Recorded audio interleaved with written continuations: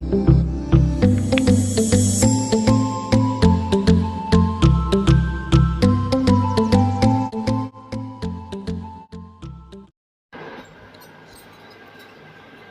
topic is Turning Point, written by Dr. APJ Abdul Kalam. So this is APJ Abdul Kalam. He is a former president and he was known as the Missile Man of India. He served as the 11th President of the Indian Republic. He was born on 15th October 1931 at Rameswaram in Tamil Nadu. Dr. Kalam is also the author of several books and has written many poems for children. Okay, and he is, as you know, is a former president. This is one of the incidents that has taken place in his life.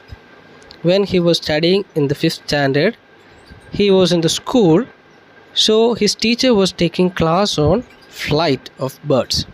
Okay, so as he was taken class, the teacher explained certain things, but the students were not able to understand. So the teacher takes them outside to have a kind of audio visual experience so that the children could understand. So let us see what happens at that time and how Abdul Kalam and his friends came to know the explanation given by the teacher more clearly. I remember my teacher Sri Shiva Subramanya Iyer, who taught me in class 5. It was he who sowed the seed of a vision in my life. He was a very good teacher and all of us loved to attend his class. One day, he was teaching us about a bird's flight.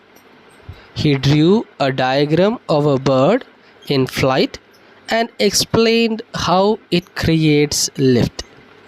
He also explained how it changes direction while flying. For 25 minutes, he lectured us on things such as lift, drag, and how birds fly in formations of 10, 20, or 30. At the end of the class, he wanted to know whether we had understood how a bird flies. I said I had not understood. When I said this, he asked whether the others had understood or not.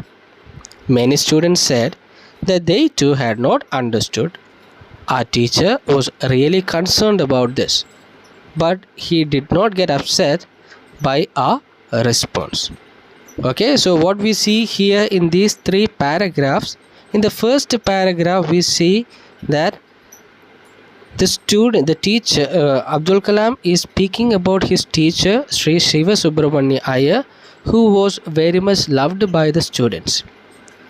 So he was at that time studying in 5th standard, and on a day when the class was taken on flight of birds, the teacher explained how the bird flies, what is flight, with a diagram, with pictures, but the students did not understand. So when the teacher asked Abdul Kalam about this, Abdul Kalam got up and said that he also did not understand. Then he asked the other students, and the students said they did not understand. So the teacher, he wanted to explain this more, so he would come out with a innovative idea to teach them. That is what we are going to see next. He wanted us to understand the principles of flight. So he said that he would take all of us to the seashore. That evening, the whole class was on the beach. He drew our attention to the seagulls flying in formation. There were about 20 of them. So the teacher wanted to explain more clearly to them, so he takes them to the seashore in the evening in order to show them how, or in order to show them what flight is. Then the students see a certain amount of seagulls flying in formation, and they realize that the teacher has a point. It was a marvelous formation of birds with a purpose, and we were all amazed as we began to recall what we had heard that morning. The teacher then asked us to look at the bird's wings, how they flap to generate lift. He asked us to look at the tail and the combination of flapping wings and twisting tail. We looked closely and found that the birds in that position could fly in the direction they wanted to. Then he asked us a question. Can you tell me where the bird's engine is and how it is powered? Alright, so the teacher shows the seagulls flying in formation, and the students realize that what they heard in the class was true. They began to recall whatever they heard in the class.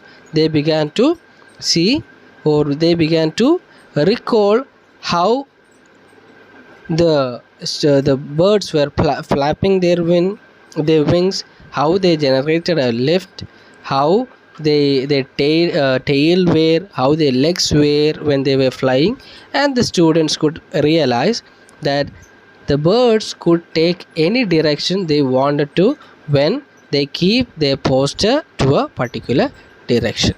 And the teacher asked, okay, now can you tell where is the engine of the bird? Where is the engine, or how is it powered? So about that we will see in the next class. So today what we saw is Abdul Kalam telling about his experience when he was 5 years old, when he was studying in the school, when the teacher was taking the class on flight and the students fail to understand.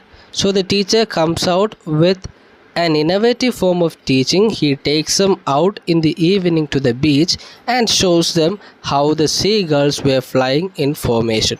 And seeing that, the students could recall whatever they heard in the class, and they understood how the birds are flying or what the concept of flight is. So he says this particular teacher, Shiva Subramanya Iyer, was a person who could generate a vision in him, not only in him, in the other students also. Okay, so about what the teacher asked, the question from where the power is generated for the birds, that we will see in the next class. For your worksheet, write 5 names for the birds that fly and 5 names for flightless birds. Thank you and bye.